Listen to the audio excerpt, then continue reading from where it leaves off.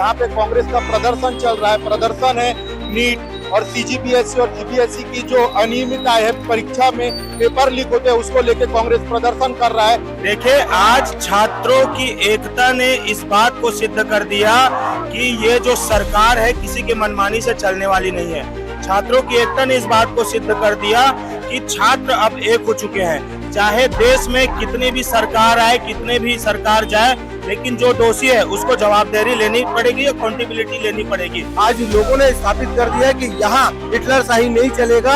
और तो और पूरे देश में अगले 10 साल में पिछले 152 पेपर लीक हुए हैं, जिसकी सिर्फ जांच कमेटी बैठाई जाती थी, जिसका कभी जांच नहीं हुआ। छत्तीसगढ़ की राजधानी घड़ी चौक के पास अम्बेडकर मूर्ति के पास खड़े हैं। यहाँ पे कांग्रेस का प्रदर्शन चल रहा है। प्रदर्शन है नीट और सीजीपीएससी और सीबीएसई की जो अनियमितता है परीक्षा में पेपर लीक होते हैं उसको लेके कांग्रेस प्रदर्शन कर रहा है। अभी हाल ही में आज धर्मेंद्र प्रधान का इस्तीफा हुआ है। अब जानने वाली बात तो ये है कि कांग्रेस के प्रदर्शन में ऐसा क्या खास है और प्रदर्शन में कांग्रेस क्या चाहती है, आइए जानने की कोशिश करते हैं लोगों से। ये जो आप लोग का प्रदर्शन चल रहा है, भारी समय से कांग्रेस प्रदर्शन कर रही है। कभी राहुल गांधी प्रदर्शन कर रहे हैं तो कभी रायपुर में कांग्रेस पार्टी के द्वारा, कभी यूथ कांग्रेस के द्वारा प्रदर्शन हो रहा है, भूख हड़ताल हो रही है और आज आपकी बात मान लिया गया है, धर्मेंद्र प्रधान इस्तीफा दे दिया है। तो इसमें अब आप लोग की क्या रहेगी आगे रणनीति?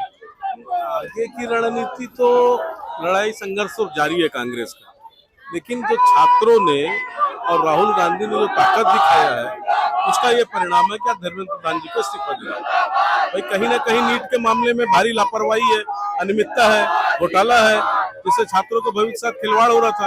आज उनके इस्तीफे से इस बात ये संकेत होता है कि भाजपा सरकार कहीं ना कहीं इस मामले में गिरी हुई है। और धर्मेंद्र प्रधान ने तो खुद इस्तीफा दिया है, अब आगे धर्मेंद्र प्रधान जी इस्तीफा कहाँ दे रहे थे?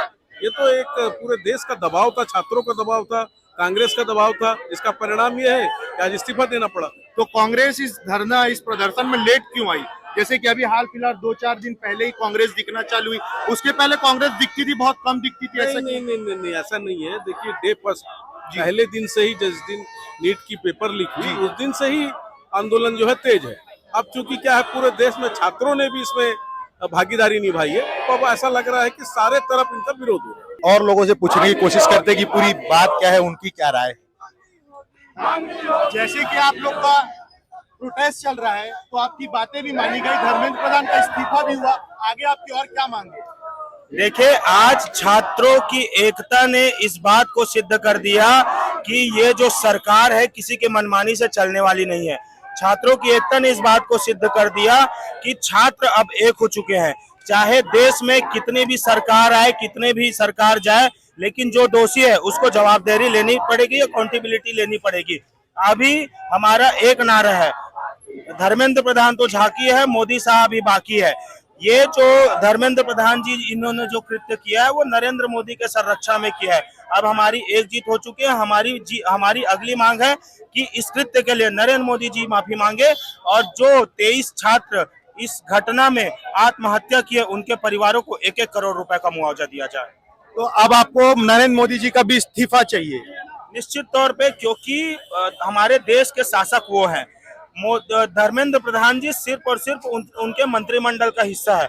अगर राजा कोई गलती करता है तो मंत्री कोई गलती करता है, उसमें जिम्मेदारी राजा की बनती है। अभी मंत्री ने गलती की है, राजा की इस्तीफा बाकी है और छात्र एक हो चुके हैं, कांग्रेस पार्टी एक है और हम इस्तीफा लेकर के रहेंगे। आगे हम चाहते हैं कि ये जो देश है ये एक लोकतांत्रिक देश है, लेकिन नरेंद्र मोदी ने इसने हिटलरशाही चलाने का प्रयास किया।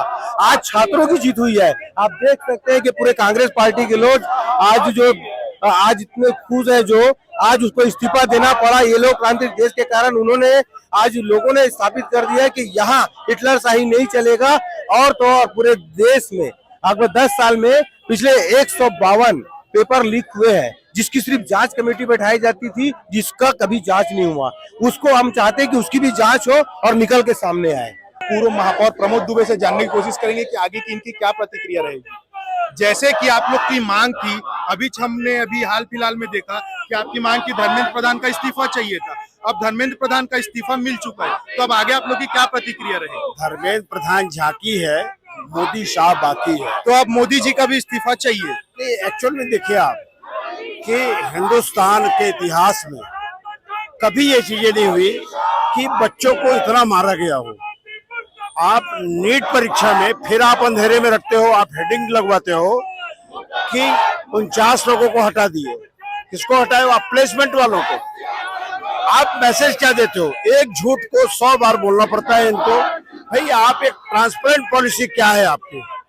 आप 3 दिन पहले देखिए, जो 2024 के मुख्य अभियुक्त थे नीट परीक्षा के, वो बाइज्जत बरी हो गया।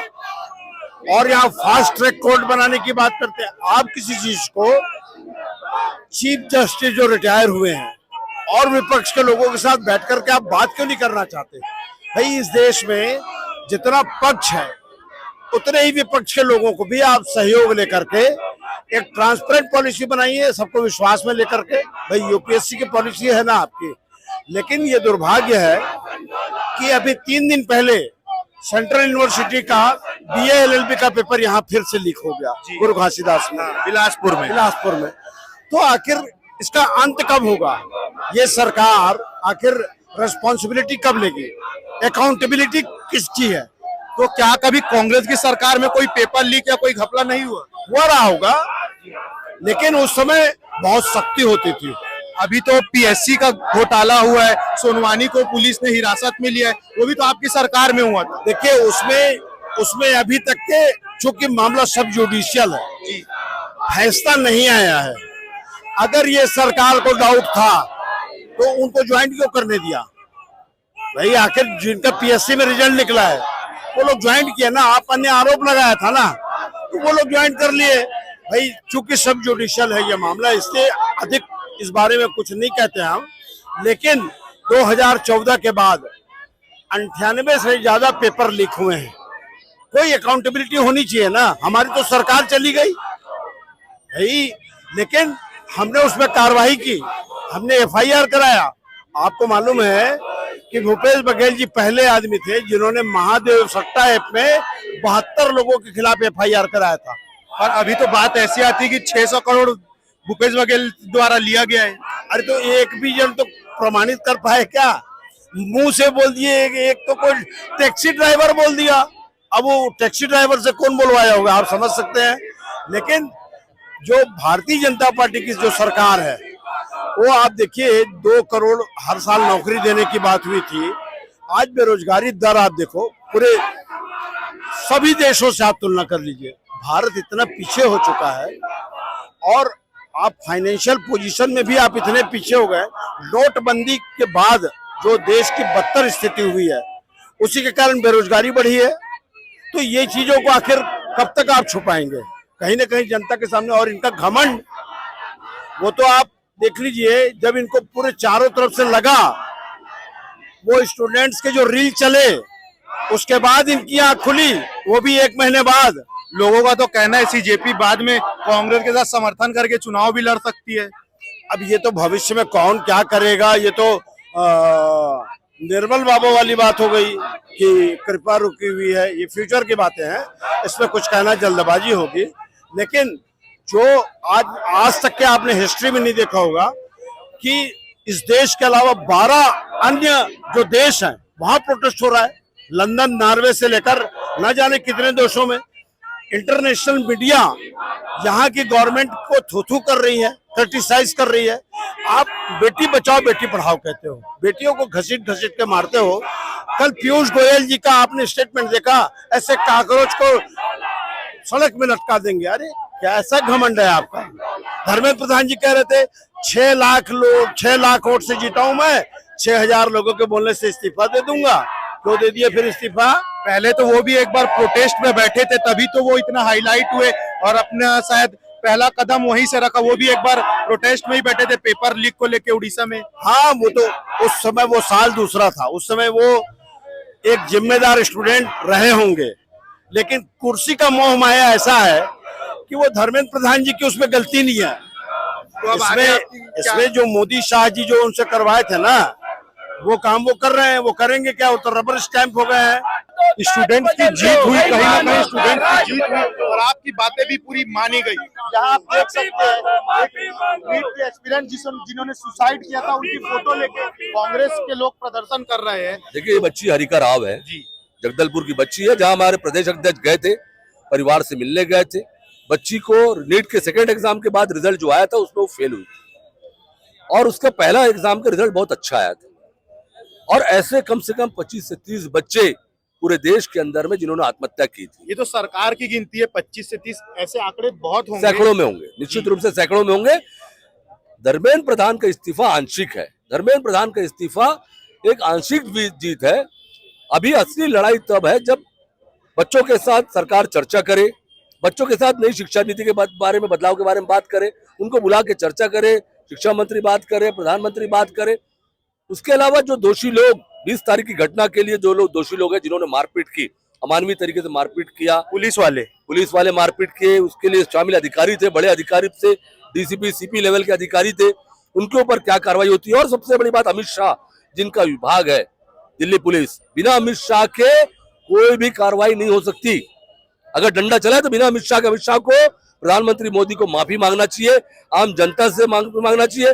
जो बच्चे सुसाइड किए उनसे माफी मांगना चाहिए, जो परिवार के बच्चों के साथ मारपीट किए उनसे माफी मांगना चाहिए। और पूरे देश के अंदर में जो अराजकता का माहौल बना उसके लिए पूरे देश के लोगों से माफी मांगनी चाहिए, तभी ये लड़ाई खत्म होगी। शिक्षा के बदलाव के लिए जो लड़ाई की शुरुआत राहुल गांधी जी ने की है, जो बात करते जिस प्रकार उन्होंने आरटीई लागू कराया था मनमोहन सिंह जी की सरकार के समय, आरटीई लागू करा के उन्होंने गरीब से गरीब परिवार के बच्चों को राजकुमार कॉलेज जैसे बड़े पॉश स्कूल में पढ़ाने का या डीपीएस बड़े स्कूलों में पढ़ाने का जो अवसर दिया था, राहुल गांधी जी की सोच में वही है। शिक्षा नीति में बदलाव ऐसा है कि सामान्य परिवार का हो चाहे गरीब परिवार का हो बच्चा, वो हर बच्चे को निःशुल्क पढ़ाई हो, उसकी पढ़ाई कॉलेज तक की पढ़ाई को सरकार वहन करे।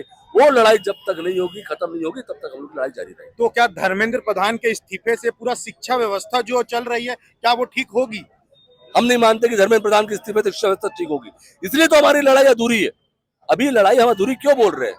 क्योंकि धर्मेंद्र प्रधान का इस्तीफा पर्याप्त नहीं है। और धर्मेंद्र प्रधान के पास बहुत सारे रहस्य ऐसे हैं, बहुत सारे रहस्य रखे हुए हैं। वो उनका इस्तीफा इतना लेट क्यों किया गया? क्योंकि उनके पास बहुत सारे ऐसे रहस्य हैं जो भाजपा और आरएसएस के अंदर में चूल्हे हिला देंगी।